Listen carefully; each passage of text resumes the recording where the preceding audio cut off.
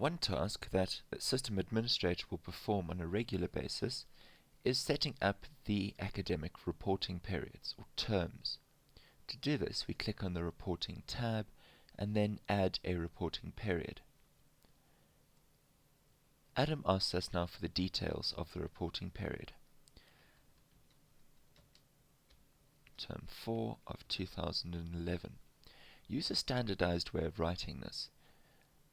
This is often displayed on report templates and to parents. The graphs often use an abbreviated form of this. I use something along those lines, T4 space 11. The period dates define when the period starts, so perhaps it starts in September the 20th and ends on December. When does it end? December the 7th. The publish date defines when Adam will allow parents and pupils to get access to their reports. So let's also choose December 7th and at midday. The formal reporting asks us whether this should be displayed to parents and pupils. If it isn't a formal report, then set this to no. Down at the bottom, Adam is asking now for the settings for each grade. Adam will remember the settings that you used last term and will automatically fill these in to show the same. The first thing we need to do is choose a template. Your school will have a template that it will show in this list, and that will customize it to your exact requirements. Marks determines whether Adam is going to collect marks or not for the reporting period, and sometimes instead of a mark, certainly at prep level, you'll want simply a symbol. Whether Adam should collect comments or not. Some schools in grade 12, for example, at the end of the term, don't collect comments, simply a mark. Then outcome levels, whether you want to record a symbol against each outcome, or if you use the mark book, it can actually translate that into a raw mark if you prefer. The outcome comments, some schools like to be able to enter a comment for each learning outcome, and certainly at a prep level it's very useful to be able to enable your assessment standards. Behavioral indicators allow us to record things such as effort and academic application in class. The particular reporting template that we've chosen requires marks from 3 terms. I want term 1, term 2 and term 3 to be displayed in a weighting of 25, 25 and 50. And that will then show on the front cover of my reporting template. It depends on your template as to whether you will require these, how many terms you will require, and so on. Then for each grade we can also choose how the aggregates are calculated. And we've got 4 options here.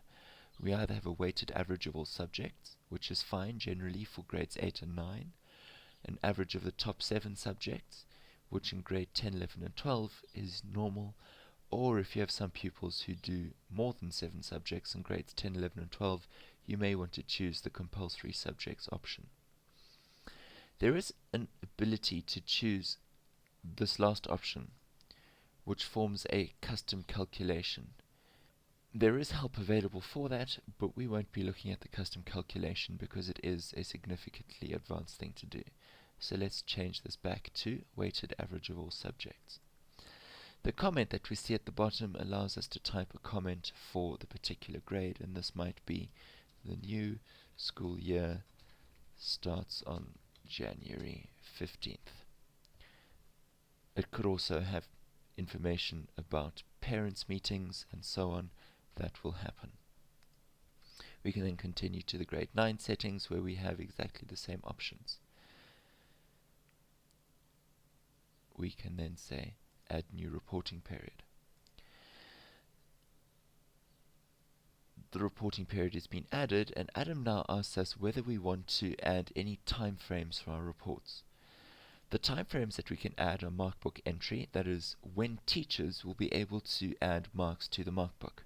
The markbook embargo is a certain time frame when parents and students cannot see marks that have been entered during that time frame. So that's typically used in exams. Then we have report entry, That's when teachers can enter their report comments, and report editing, which is when the editors can go and do checking on those comments. Let's do a markbook entry. We've entered the 4th term, but we want marks to be able to be entered now until our deadline was in December. Our term ended on the 7th. We're going to have all marks entered by the 2nd of December at 2:30 in the afternoon, 14:30. And we add that in, and you'll see that those times are added to the time frame up at the top. Because there's an exam session, we can add markbook embargo from the middle of November. Let's choose the 14th to December the 2nd. And we add that markbook embargo, and again we see those dates appear on our timeline. We want to add a reporting entry. We'll do that from mid-October,